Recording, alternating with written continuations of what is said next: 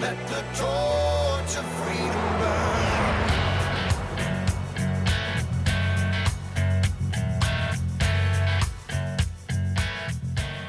Abraham Lincoln said, "We the people are the rightful masters of both Congress and the courts, not to overthrow the Constitution, but to overthrow the men who pervert the Constitution."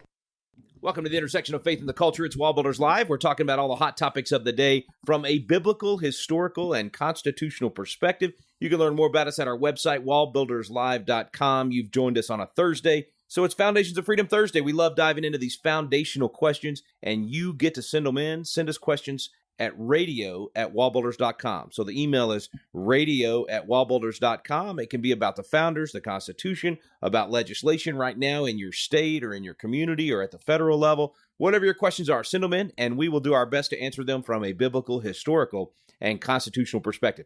I'm here with David Barton. He's America's premier historian and the founder of WallBuilders, and Tim Barton, national speaker and pastor and president of WallBuilders, and I'm Rick Green, former Texas legislator and America's Constitution coach. Looking forward to diving into your questions, and by the way, at that website, wallbuilderslive.com, great opportunity to come alongside us. You can make a contribution right there, and it helps to expand our voice, reach more people, get on more stations, spread the good news, get truth in the hands of Americans so they can help restore our constitutional republic. So consider doing that today right there at wallbuilderslive.com. David and Tim, first question today comes from Virginia, and it is from Nicholas. And here's the question. With all the audits on the election going on, if it gets overturned, what would happen? Would Trump be sworn in? Would Biden and Harris get booted out? Would Pelosi become the president until 2024? Lots of questions, lots of audits going on, guys. And man, I've been getting this question from folks just everywhere I go. What happens if these audits were to actually show that we got the election wrong in November? What do you guys think?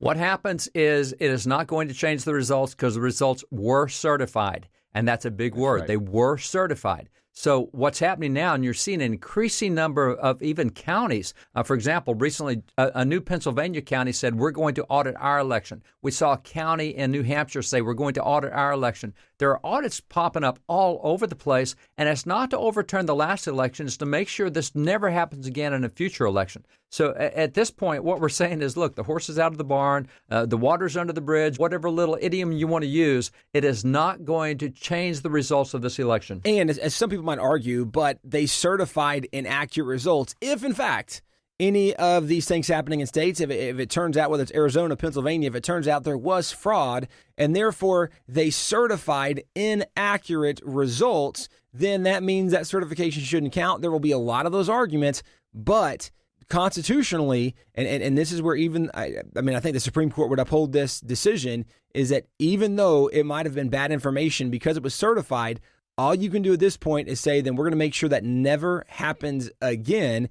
And for some people, it would bring some level of vindication, saying, so glad to know that where we saw so much smoke, we've now exposed the fire so we can root out this corruption. Certainly would have an impact on states changing some of their voting protocols, et cetera. But even if the certification was of based on bad data, bad information, it would not change the fact that it was certified, and therefore, until the next presidential election, this is just the way it is. And by the way, I've got a comment on a mystery that is just the strangest head scratcher to me, and I'm going to use a bunch of idioms from my generation. But you see what's going with the audit that's currently going on in Arizona, and it has turned into what our generation called a spitting match. I mean, it is just going back and forth, and it is so weird because the legislature is saying we want to audit the results, particularly in Maricopa County. And the Maricopa County commissioners in charge of the election. Now, and by the way, the legislature in Arizona is Republican, and the board in charge of the election in Phoenix is Republican. Of the 5 members on the board, 4 of the 5 are Republicans. Only 1 Democrat on the board member in Maricopa County in Phoenix. And so what's happening is you're having the Republican legislature say, hey, we're subpoenaing the machines. We want to see that. We want to see the ballots. We want to see everything. We're doing a hand recount. And it is the Republicans in Maricopa County saying, keep your hands off our machines. There was nothing wrong. We did it right. And it's the most fascinating thing to see Republicans suing Republicans and the Republicans in Phoenix fighting back. And it's like, guys, If you're convinced your election in Phoenix was fraud-free, my gosh, let them do the audit and then step back and laugh at them and say, see, we told you so. You just wasted $3 million in state funds. We told you it was good.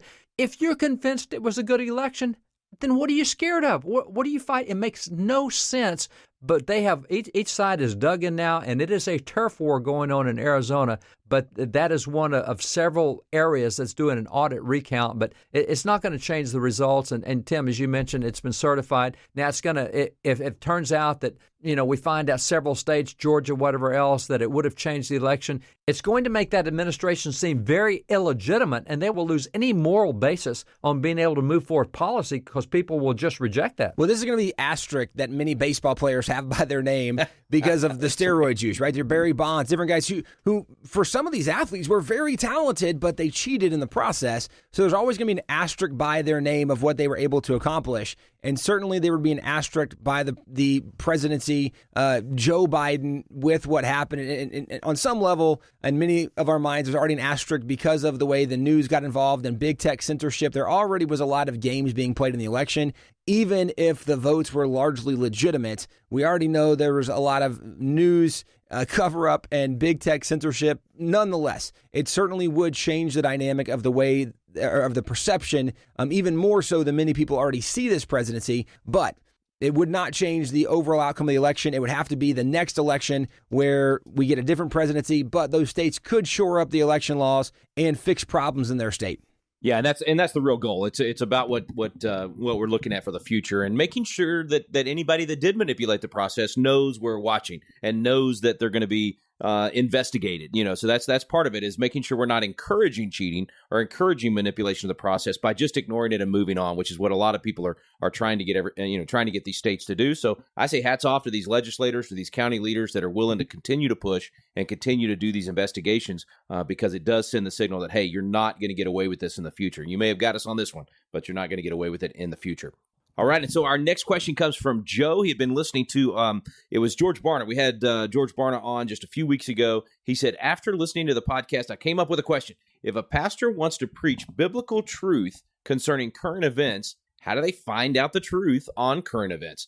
I don't feel you can rely on the mainstream media anymore. And as an example, maybe there's not a biblical answer to this since there weren't gas prices back then. Just look at gas prices. Some would say it's the policies of the Biden administration. Others say it has nothing to do with the Biden administration. So my question is simply, where can you go after listening to your program to get the facts anymore? So, obviously Joe's asking, guys, there's things we don't cover on the program. That's a specific one. That's actually a good one.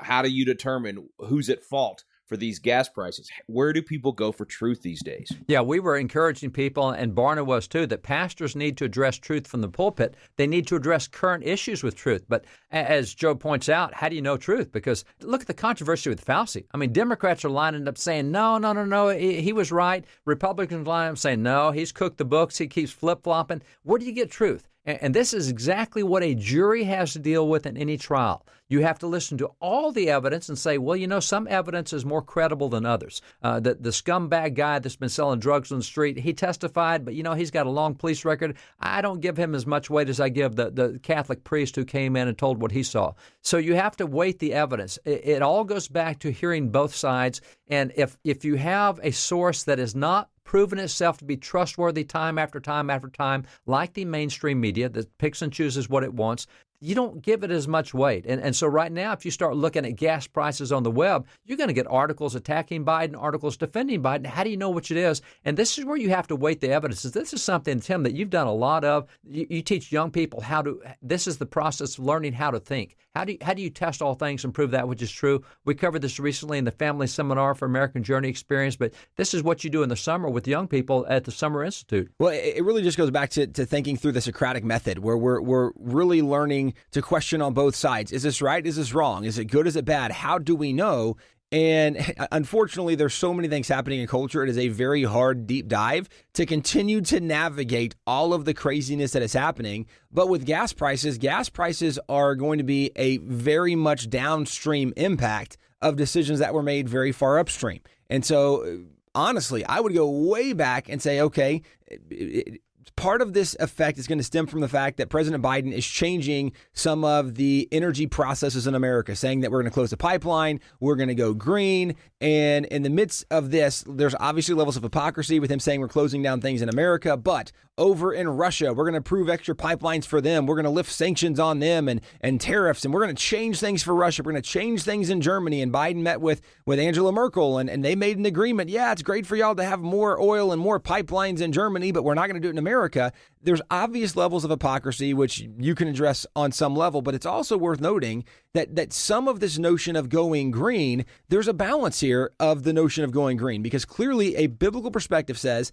that God has made us to be stewards of the earth, that we are to have dominion, to be fruitful, to multiply, that we're to rule over the earth. Well, as people ruling over the earth, we should be good stewards of the earth, but it's also something worth recognizing that when we look at the earth, we have to remember even what Paul wrote in Romans, that we don't begin to worship the creation rather than the creator, that there is a created order and man is actually higher than the earth. And God put things here that were subject to man, whether it be the plants or the animals, the land itself, that we could go and we could grow crops and we could do things. And so the earth, although we want to be good stewards, we certainly can utilize the earth and the resources God put in this earth for the benefit of mankind, because man is greater than the earth. The Bible says God made man a little lower than the angels. And so part of this is getting back to a biblical worldview. And part of the worldview is what has impacted the gas prices is a secular worldview that says it's more important to save the earth, while at the same time we're going to fund Planned Parenthood. We're going to remove the Hyde Amendment. We're going to encourage abortion. We're going to promote this different idea in elementary school of human sexuality and gender ideology. What you are seeing is a clash of worldviews that's having this negative outcome at the gas prices. But I would go back beyond the gas prices to say, where is this stemming from? And that's where, again, part of the Socratic method, you're investigating, you're having a conversation, the good, the bad, you're digging a little deeper. And this is one of the things that, first of all, I applaud that a pastor is saying, how can we find the biblical truth? Because we want to teach biblical truth. A lot of times you have to go past the surface level to see what are the things beyond it that's bringing that fruit to bear where we are. And one of those things would be basic principles. And Tim, you just started mentioning this, so let me pick up on it. Let's take the principle of free market economics. What you know is that scarcity affects prices. Anytime an item becomes scarce, prices go up. Remember what happened to bottled water and COVID at the start. Remember what happened to toilet paper. Remember what happened to hand wipes. Basic supply and demand, right? People were buying all this sanitizer and then selling it at ridiculous, astronomical, price gouging rates. It's basic supply and demand. If you have a greater demand and a lesser supply, then you will charge more for the lesser supply because there's that much demand that it warrants that you raise the prices. So if you're President Biden and you've just killed the Keystone Pipeline, which is going to move tens of millions of barrels of oil, you've just made oil scarcer. And if you cut out all the drilling and the federal preserves that we've been drilling in, you're going to make oil scarcer. And when you do all these things that he's doing right now, making it harder to get drilling permits, it becomes scarcer. Anytime something becomes scarcer, prices are going to rise, even if it's on the threat of scarcity. Even if you hear that there's going to be a run on ammunition, everybody's going to go buy it. And when they buy it, it's all going to become scarce and becomes more expensive, even if you have an abundance of it, just the rumor of it. Let me speak to that for a second. For everybody listening, I would encourage you, don't buy any more ammunition. Just so you can leave it on the shelves longer, because we've been trying to get it for a long time, and I'm tired of you guys buying all the ammo. So that's hilarious. For our own sake, please stop buying ammunition. Thank you very much. So scarcity. So you just look at it. I don't need a news report to tell me that the logical result of Biden taking measures to make energy more scarce is that prices will go up. And I don't have to see whether NBC agrees with that. I don't care whether Fox agrees with that. That's basic principles. That's a basic law of economics. Now, in this case, I can point to the fact that a year ago, America was energy independent. We know how many barrels of oil we need every year. We know what we're producing every year. Now, if you take what America needs every year and you compare it to what we're now going to produce with all these closed oil fields, all this closed drilling, America is no longer energy independent. If we're not energy independent, where do we get our oil? It has to be shipped into us from somewhere else. Guess what? We have to pay for that shipping coming in, and we have to pay the rates that they want in that nation. So we don't control the market anymore. They do. that's going to cause prices to go up. So in a lot of cases, it's not even where you get the source of information. It's understanding basic principles and biblical principles. And if you understand the principles, you can already determine a whole lot of what's true and what's not true just based on those principles. I'd also point out that we love theological conversations, and certainly part of what we do here at WallBuilders and on WallBuilders Live, we want to present things from the biblical, historic, constitutional perspective. So certainly we are happy to have biblical conversations in the midst of this, but there's a lot of other people that are very strong on these categories that really address this. You can search online. There's other podcasts where people really dive into that a lot, and we don't mind theological questions at all because we are people who we love to study apologetics, and we love to study the Bible and see those connections. But obviously, in the midst of what we do, we're not simply a theological position place, but there are people that is literally what they do. You can look at guys like Wayne Grudem has some really good books on biblical systematic theology, on biblical perspective of politics. There's some really good authors out there who do help you kind of understand things from a better biblical perspective so that you can address these from an even greater theologically sound and secure biblical position. So we'd encourage you to start looking. You can find some other guys out there who do a really good job with this. But we are, by all means, open to more questions along these lines. If you say, hey, what's the biblical position on this? What's the constitutional perspective on this? That's part of what Foundation of Freedom Thursday here is for on WallBuilders Live, to help answer those questions. So by all means, send those questions in if you have more questions. But there are lots of other good resources out there as well to help answer some of those questions. Email them into radio@wallbuilders.com, and then be sure and sign up for our Biblical Citizenship in Modern America class. Host one right there at your church or in your community. It gives you a chance to dive into these questions, get that foundation, and just have a chance to discuss them. There's something about that iron sharpening iron that happens when you sharpen each other's countenance in those discussions. We are thrilled to see so many classes, hundreds and hundreds of classes happening right now all over the country using this biblical citizenship course, and it answers a lot of those very questions that you're thinking about right now as we discuss these things. Even got a class going in California right now with over 400 people. They've packed out the church into the overflow section. Another one like that with over 300 people in it in Washington State. So, I mean, these are not conservative areas typically where people are hungry for that truth. So really good questions on worldview, how to apply a biblical worldview to these things that are happening in our nation right now. Go to biblicalcitizens.com today, and you can sign up for that class and get those videos into the hands of your pastor, and encourage your pastor to stress this at your church as well. Quick break, guys. We'll be right back with more questions. It's Foundations of Freedom Thursday here on WallBuilders Live. Thomas Jefferson said, "The Constitution of most of our states and of the United States assert that all power is inherent in the people, that they may exercise it by themselves, that it is their right and duty to be at all times armed, that they are entitled to freedom of person, freedom of religion, freedom of property, and freedom of press."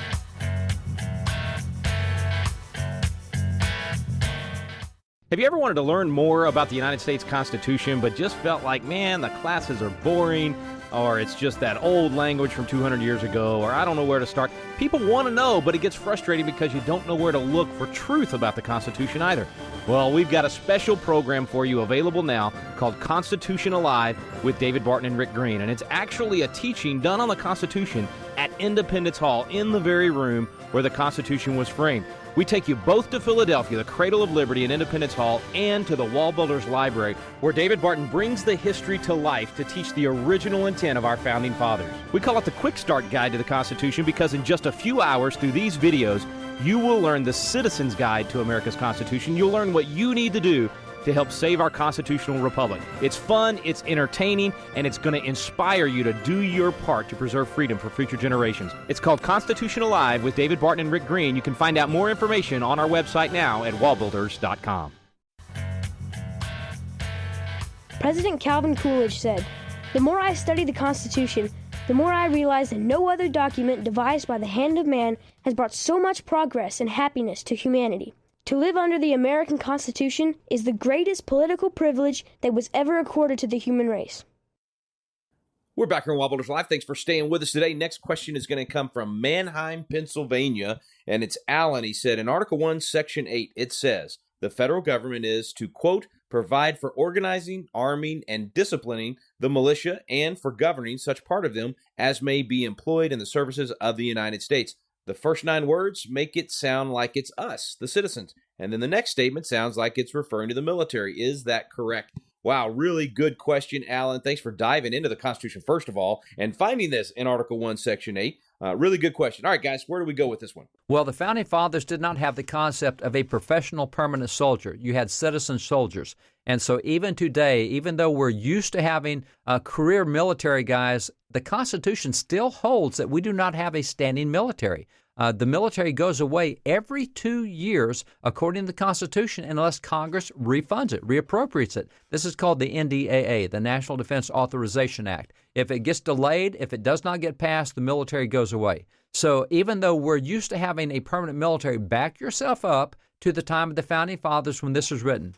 The militia was everybody who was 18 and older. Now, in some states, they specifically say that. But the militia was able-bodied individuals who could grab a gun and go defend something. And let's also point out, when you say the militia was 18 years and older, you're specifically referring to some of those states where they said the militia is 18 years and older, because we can give examples of founding fathers who were much younger than 18. That's right. Who were part of the militia. But to your point, it was able-bodied men who had guns and were ready to defend their town against invasions, against attacks, against any kind of enemy that might present themselves. And so this is, again, some states, their laws actually said 18 years and older, but they probably weren't turning away the 16 and 17-year-olds on many occasions, because, again, we can point historically to where some of that did happen. And, Dad, even as you mentioned, that part of this is language from the Second Amendment, which just gives context to part of the Second Amendment when it says that a well-regulated militia being necessary, and people say, well, see, we have a military, therefore this doesn't apply to normal citizens. The Founding Fathers wrote this for normal citizens because, as you pointed out,